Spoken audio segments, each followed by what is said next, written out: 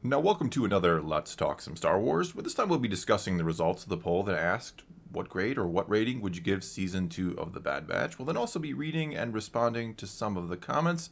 And I say we because, once again, I will be bringing my wife, Sailor Naboo. We do a channel together. I'll be bringing her in because it's just much easier to do videos like this where I'm reading and responding to comments when I'm talking to somebody and not just a microphone. Alright, so let's now get to the results of the poll. Alright, results for the what rating or how many stars would you give Bad Batch Season 2? 20% said 5 stars. It was amazing. 60% gave it 4 stars, saying it was good. 15% gave it 3 stars. It was average. 2% gave it 2 stars, saying it wasn't very good. 3% with the 1 star rating of it was terrible. Well, these are some pretty impressive results, I would say. I agree. I mean, you're of course going to have the people who are going to downvote it even without watching it for one reason or another. They hate Disney Star Wars, they didn't like Season 1, whatever it might be. So, and there were plenty of comments that I didn't watch it, but Disney sucks. So there's always that one, which, hey, that's your prerogative, but please don't vote in the poll and skew it. And so, yeah, I think these are good results. And if you do all the math here and average it out, we get a 3.92 for this season, which is an improvement over Season 1. Now, it's still got a ways to go for Mandalorian, but you're going to, have a hard time competing with that, I think. But overall, a really good season. For an animated show, I think that's very impressive because it did place above 2 live-action shows. Yeah, that's a good point. It's very impressive for animation, especially when you look at the characters it beat. Now, the characters it beat maybe didn't have a great show, but yeah, nicely done. Hoping we get a 3rd season, fingers crossed right now. All right, so let's now move on to the comments, where once again we will start with the top-rated comment. But before that, just want to say thanks to everybody who votes, comments, and watches these videos. Also, a big thank you to everyone who supports the 2 channels over on Patreon. You guys are great. Thank you very much. And so let's now move on to the comments, starting with the top-rated one. Top-rated comment is from Emperor Aaron the 7th. Echo and Tech having real development was outstanding. Echo leaving the badge to help Rex's network gave him impressive development. Tech's death got to me, because we finally had him developed as an interesting character, which made his death hit us hard. My only complaint is that we needed more Crosshair episodes and less filler. The episodes that developed Tech were fine, but any other pointless episode was simply not needed.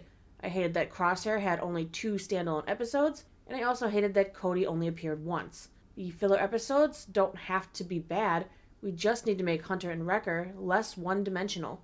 Still, I have no doubt next season will be the best season of them all, but this was leaps better than Season 1, 4 stars for me. Yeah, I agree with pretty much all of that. I think the Cody thing was a little disappointing, especially only 1 episode. We know he went somewhere, so it would have been nice to know where that somewhere was.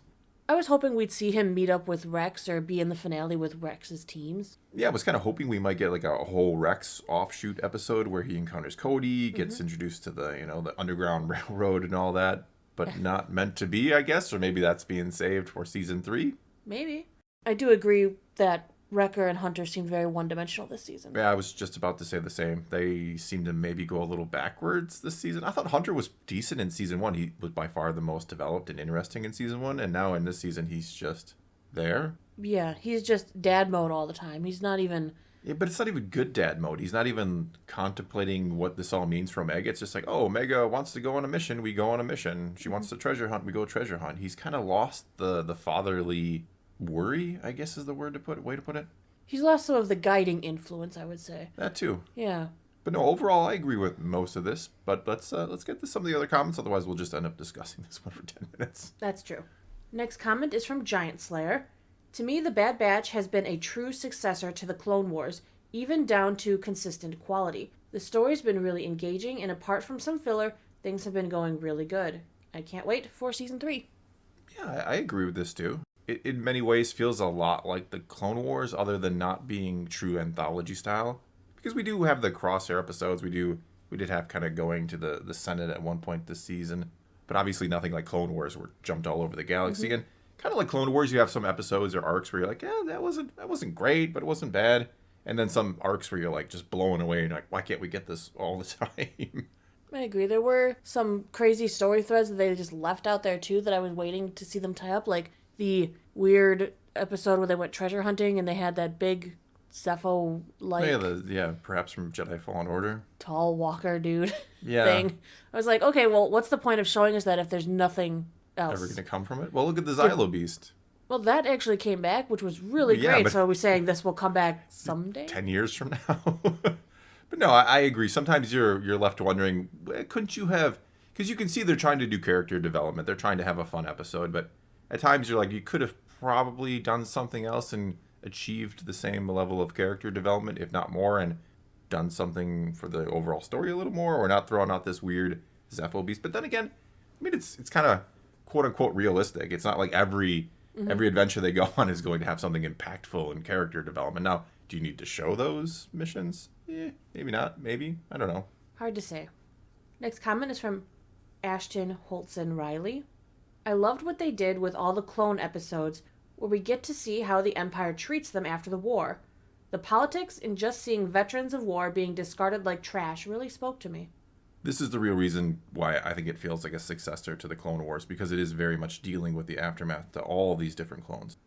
Be it, the Codys and the Rexes, or kind of the average clone trooper, to the Bad Batch, of course, to Republic Commandos. They're all just sitting in Mount Tantus, apparently. But no, I mean, what I loved about Clone Wars was it made the clones humans. If you watch the movies, just the prequels, the clones are just there. I mean, they do a little bit in episode 3 with Cody and Obi-Wan. You can see, there's a little bit of rapport. That's nice. But you don't really realize the clones have become individuals, that they've become real people at this point. Which is hard to do in a movie. Yeah, you don't have time for that, which is why I love the Clone Wars, because you did have time for it. It definitely enhanced a lot of things in the movies by giving us these detailed looks at the clones. Yeah, you watch the movies differently now. It's amazing how Order 66 keeps getting better and better and worse at the same time.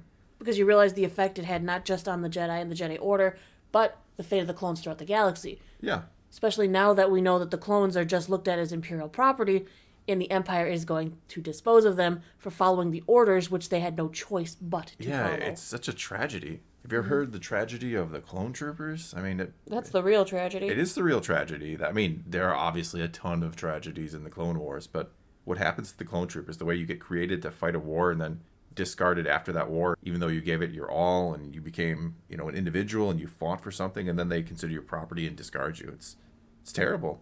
It's beautifully terrible. Next comment is from Brandon Deeks.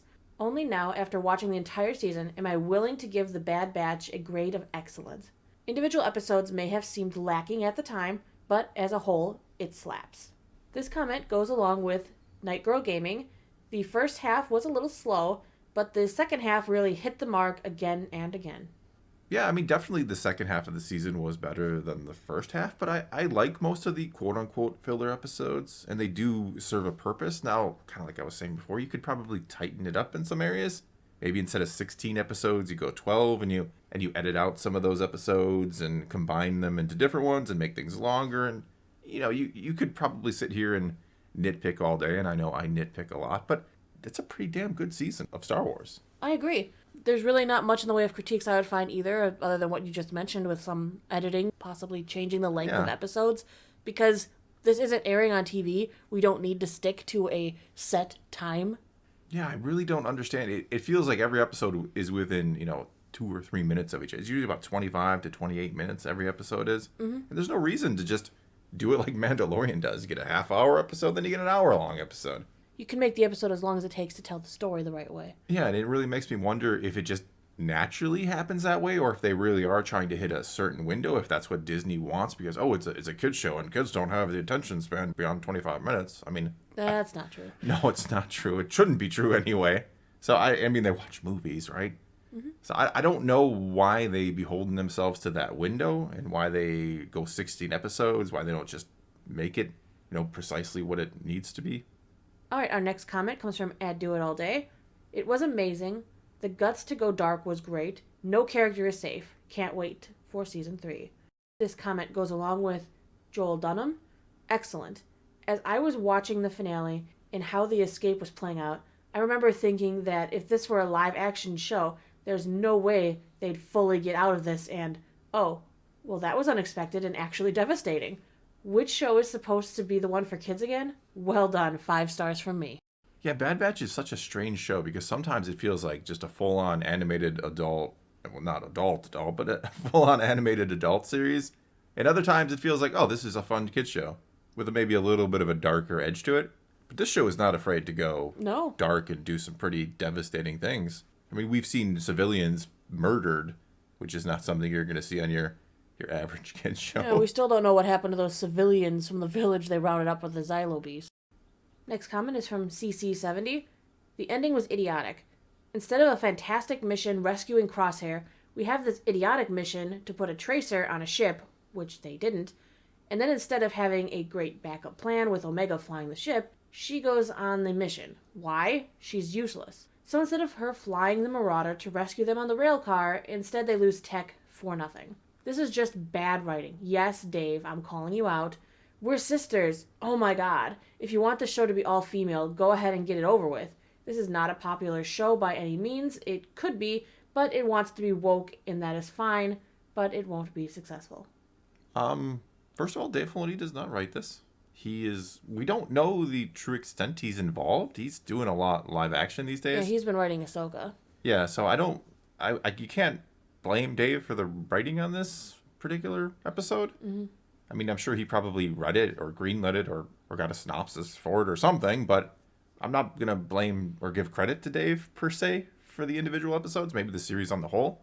As for the Crosshair rescue mission, I think that's what we all expected the entire episode to kind of culminate with, his rescue or his death or something to do with Crosshair.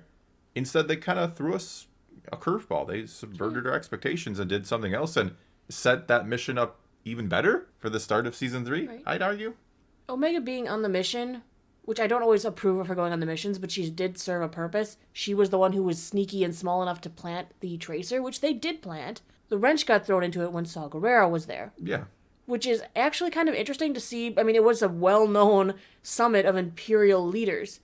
It is a good target for Saw Gerrera and his partisans. So I can understand why they showed up and threw a wrench into things. Not to mention the Bad Batch's luck on missions hasn't been the greatest in the first place. They fail a lot more than they succeed, I think. But this seemed plausible to me as to why this particular convention would be interrupted. It was a big deal. Yeah, I agree with you. And as for the woke, I certainly believe there are perhaps agendas, right, to push certain types of characters. I'm not going to disagree with that. I'm not even going to say if that's good or bad. I mean, you would argue Clone Wars is woke then, right? Because Ahsoka is definitely perhaps the main character in the entire series overall. Yeah, I don't get the woke just because we found another female clone. Yeah, I don't get that in this particular case at all. I think Omega is, whether she's a male or a female character or whatever kind of character she is, she's going to be handled roughly the same. I actually like that the whole training montage with Tech in the previous episode actually didn't come into play. That felt like such heavy foreshadowing that I'm like, oh my god, she's going to be flying the Marauder next week, isn't she? And then they didn't do it, and instead Tech dies. I actually appreciated that. So, yeah, I mean, you could certainly have your opinion. That's completely fine. I just tend to disagree. Next comment is from Lavs. Even though many people complain about this season's inconsistency in pacing and or quality, you can't help but admit they tied everything together in a completely different way than everyone had expected. Sid's betrayal was imminent, but the writing made it seem like she could have gone either way. While we all thought the finale would have been Crosshair's retrieval, it became more or less the recession of the batch as a group. Season 1, they lose Crosshair to the Empire. Season 2, they temporarily lose Echo just to get him back right before they permanently lose Tech. Even though every episode in itself was predictable, no one predicted the finale to take it all and throw it in your face like a brick, making it a painful and saddening end to a season that had happiness and hope written all over it.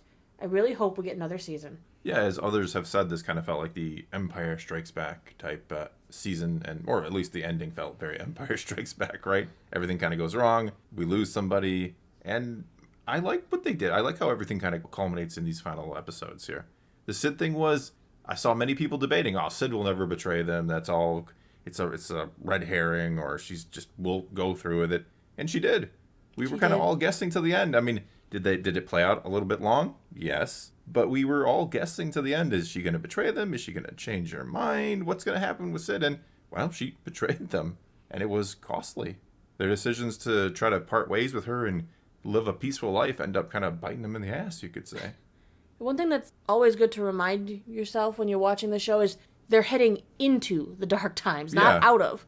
Things are only going to get worse. We're only hoping that the fate of this small group of people has a happy ending, Yeah. because we know the galaxy's heading into darkness. Exactly, because this is just the start of things. I mean, it's not like the Empire took over and the next day everything just got really, really bad. It's a slow progression, and we're descending into that now, and that's what I'm enjoying. I'm seeing how badly, again, I don't mean to sound sadistic, but I'm enjoying seeing the clones treated like property. I'm enjoying seeing the Senate kind of deteriorate already. I'm enjoying seeing Palpatine's manipulations and machinations.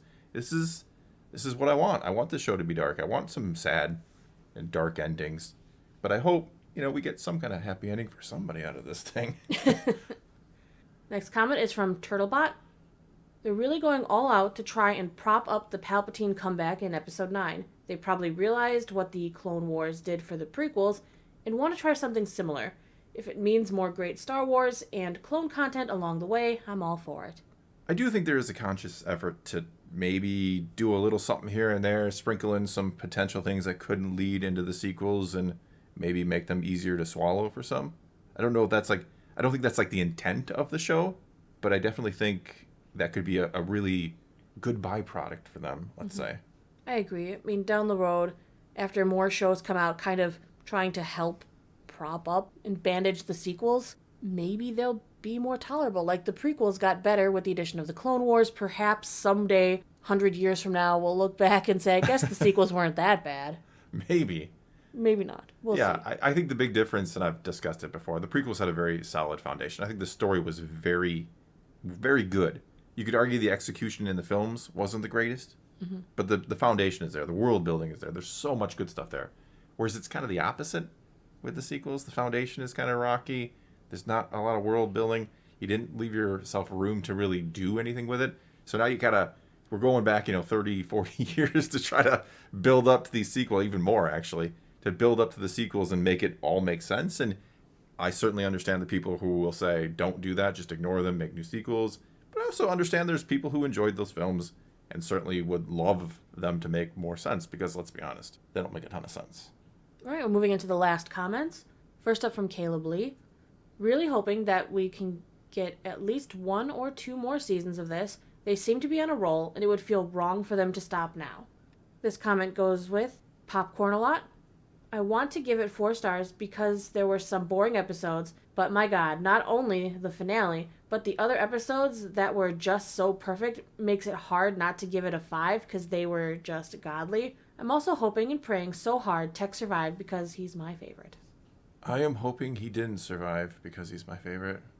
But I get wanting to have him back, but I do want Dead to be dead, even if it means losing Tech, who I was really starting to like. Mm-hmm.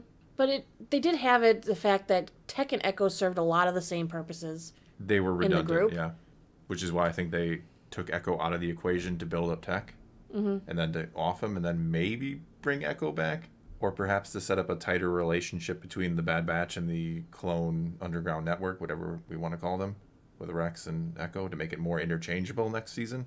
Perhaps. But I do think that fall and the state of Tech's goggles, if for some reason he survived, he's just sitting in a test tube with Hemlock. Yeah. He may never be Tech again. They're going to Echo him? Where he worse is than Echo him. He's worse than Echo. Echo he's just genetic material to them. Yeah, I tend to lean towards Tech being dead and wanting him to be dead, but the goggles thing made me think, well, if you recovered that and you recovered his body and he wasn't maybe somehow dead, yeah, you're going to have him on Mount Tantus in the test tube, aren't you? Mm-hmm. But I'm actually rooting for Dead because there need to be stakes and consequences. There does. And that beautiful death scene needs to not be for nothing. Exactly. Well, that's going to be all we got for you this time. So if you enjoyed this video, do check out our channel together, Thor Skywalker Plus. Link to it in the description below. Either way, let us know what you thought of the second season of The Bad Batch. Did you love it? Did you hate it? Do you want to see a season 3? Whatever the case may be, leave those comments below. Let's talk some Star Wars. And until next time, thanks for watching.